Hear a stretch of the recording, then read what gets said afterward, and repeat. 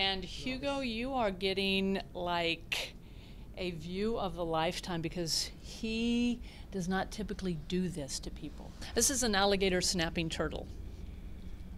Not very common in Kansas and definitely not common in the Wichita area.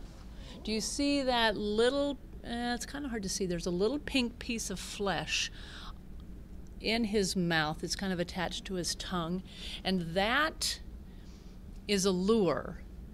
So as an adolescent, which he is, he would lie on the bottom of a swamp or a slow-moving river, deep lake, and lay like that for 40, 50 minutes until he has to come up for air.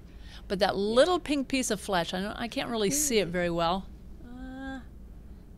It's not wiggling. It's not. I don't see the pink and the real red flesh. So what is he saying to Hugo? I come swim into my mouth and let me eat you. I don't know. You look tasty. Can you fall for this worm trick? So again, the little pink piece of flesh wiggles in the water, and the fish swim in, and boom. There is lunch. Is he frozen like that because he thinks if he moves, we'll think he's a rock? Yep. And that's a good ploy on his part. He doesn't need to use any energy to get his food. He lays there and lets the food come to him. Well, in addition to the alligator snapping turtle, we've got a common snapping turtle, a common musk turtle, false map turtle. False map? False map what is over he doing? here. Well, right now, just basking underneath the heat lamps there.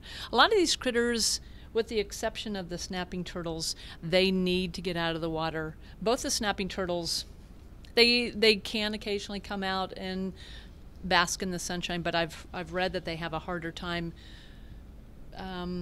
adjusting their body temperature, whereas the baskers like the sliders and the musk turtles and the map turtles, they need to get out of the water to bask in the sun.